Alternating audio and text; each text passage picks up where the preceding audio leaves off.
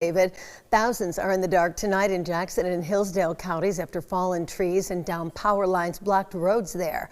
Josh Sanchez followed the storm bands. He's here for you now tonight with more. Josh, tell us what you saw.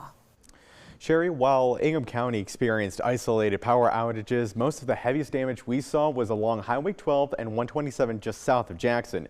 Some of the people I spoke with were fueling up their generators, bracing for the second round of storms that swept through the area a few hours ago. In Lansing, minor damages slowed traffic, but further south, you couldn't see 20 yards in front of you with the wipers going full blast. Brian McGuire says he was driving from work in Jackson County when the first band of storms rolled in during the afternoon. Fallen branches, torn sidings and window screens, a broken utility pole littered his yard. It just started really blowing and straight line winds and downpour rains. Oh my God, I'm going to have a lot to clean up.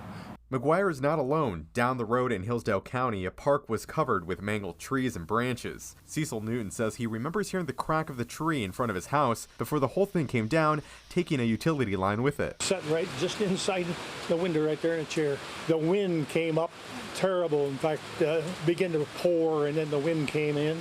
Around Somerset Center, between both Jackson and Hillsdale counties, traffic lights were out along with power to gas stations and stores. Consumers Energy tracks more than 28,000 customers without power across the state. Jackson County has more than 6,000 customers affected, with more than 2,000 in Hillsdale County alone. Nick Mers was one of them. Living room, looking out the window, next thing you know, all the trees are moving sideways and we're like, oh crap.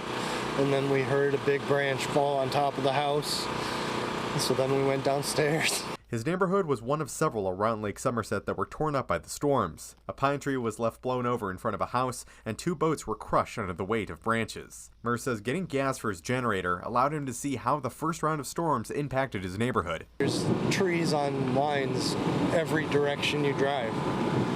It's just crazy. A spokesperson with Consumers Energy says crews are working overnight to help get homes back online. And they say their goal is to have all those outages repaired by the end of the day tomorrow. Sherry? All right, thank you, Josh. Now, State Farm Insurance put out some advice tonight for people dealing with storm damage. Use proper safety gear when you're cleaning up your property, including heavy gloves, goggles, and masks. Look out for any hazards like structural damage, unusual odors, or water near electronics. Document and photograph everything, and don't throw away or fix anything that was damaged that you plan to claim on your insurance.